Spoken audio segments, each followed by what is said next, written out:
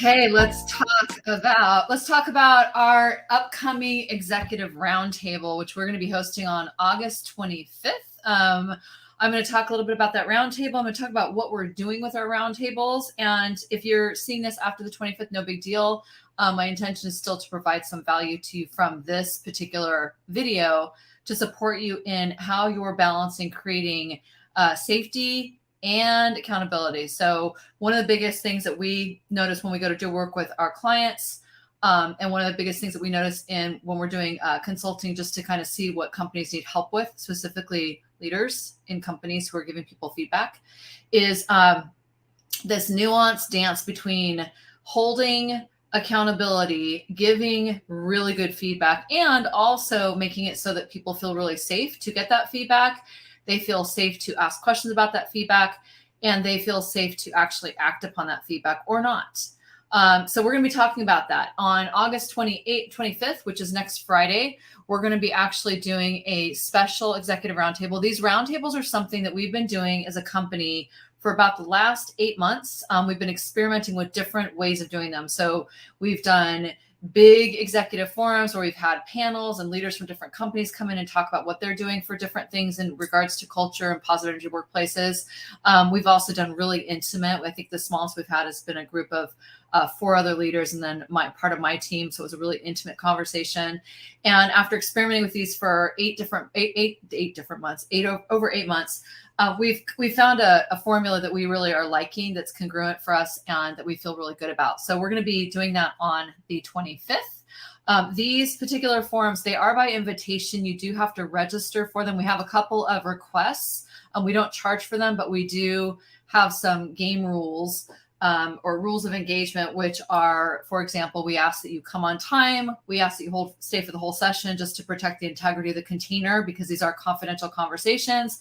And we ask that you come on camera so that we can actually see you. So if you can't make one of them, it's not a big deal. There will be another one the next month. Generally speaking, once a quarter, we use the roundtable to actually do a showcase or a case study, or to talk about the Positive Energy Workplace Initiative, and kind of use it as an informational session so that people understand what we're doing and understand how to play if you want to play.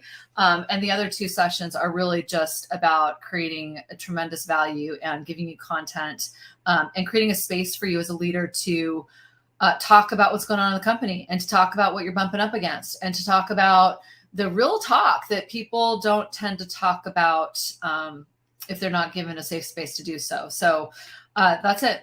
That's what we're doing. I hope you guys can join us. If you are a senior leader or an executive leader in your company and you are responsible for culture, innovation, performance, creating impact, design, any of that that is about being a higher performing organization and having a healthy culture to support that, because these things go hand in hand. If that's you and you'd like to join this conversation, go ahead and get signed up at this link below. It'll tell you more about it, and we'll go ahead and get you an invitation to the next session if it looks like it's the right fit. So we'd love to have you. A couple things just to think about from a standpoint of psychological safety and accountability is you want to look at what kind of agreements do you have set up in your company around what accountability looks like. How are you actually holding accountability? Little preview. Holding accountability is not an inspiring way to lead. It's actually not effective either. So we're going to talk about what you do instead.